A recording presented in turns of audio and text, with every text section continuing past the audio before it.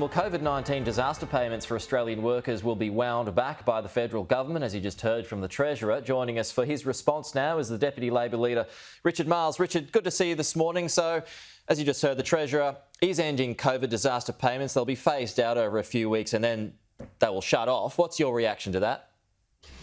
Well, I think this government has been very quick to act on withdrawing support. I mean, they were making it really clear it wasn't a race to get the country vaccinated, but it does seem to be a race to withdraw support. We get that you can't have support forever, but the support that's out there needs to relate to what are the economic conditions at hand. And when these various vaccine targets are reached, that doesn't mean that we're going to see normality return for a whole lot of businesses and for a whole lot of workers. And so for them, they're going to end up being left in the lurch. And we shouldn't forget that we've just gone through one of the worst sets of unemployment figures that we've seen. 1.2 million Australians are not working at the moment. That's the highest figure since the pandemic started. We saw a drop of 3.7% in a month in the number of hours being worked in the country. So we've got a real problem on our hands in terms of those who are able to work. And I think this announcement today is going to be a source of enormous concern to those people. So what are you proposing? How long should these payments last for?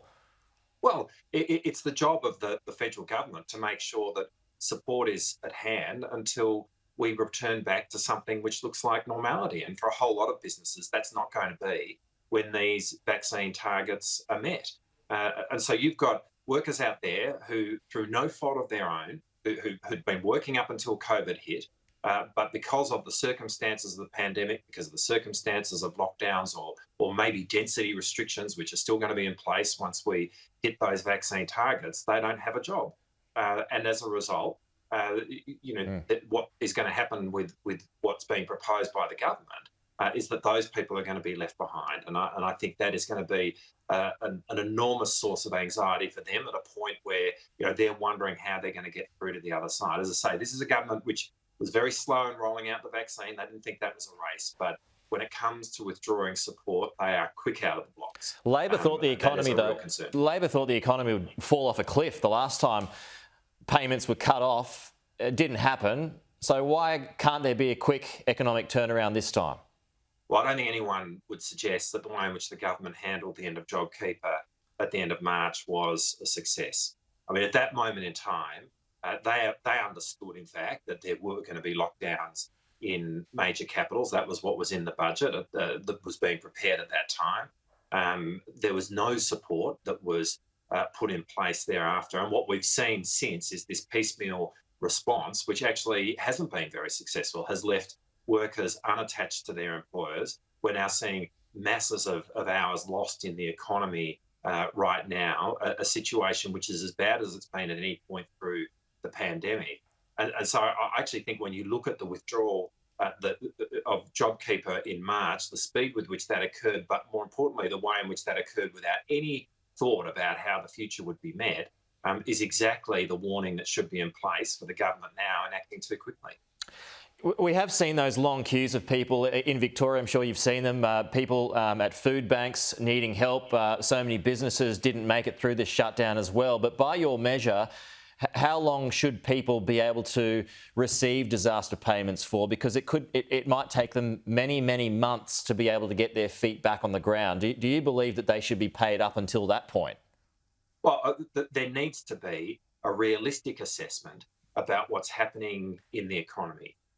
About what the pathway is to normality, and support should be tailored to that. That's the fundamental proposition here. Yeah. And which could take months into next year. We've already seen circumstances that have taken months, but the fact of the matter is that we've got situations where people through no fault of their own are out of a job.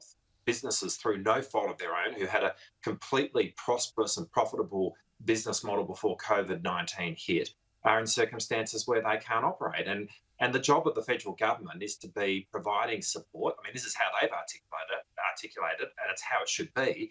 Their job is to provide support until we get back to something which looks like normality. And those vaccine targets for a whole lot of workers in this country, for a whole lot of businesses in this country, will not be that moment. It may or may not put pressure on some of those premiers to open up their borders to get their economies going again, or reuniting their economy with the rest of Australia. What is your message to those premiers, and I'm talking about Queensland and WA here, who are reneging on the national plan? Well, firstly, Queensland and WA have been very successful in protecting their own populations. Right now, it's Queensland and WA who are hosting the NRL Grand Final and have just hosted the AFL Grand Final. That says something about their way of life and their ability to go about work, go about business, operate. And this is reflected in the unemployment numbers as well. It's nowhere near the figures in Queensland and WA as what we've seen in Victoria and New South Wales. So I don't think you can be blaming WA and Queensland for their success. And you can expect state premiers to be acting in the interests of their states. That's what they've been elected to do. So I completely understand where those state premiers are coming from.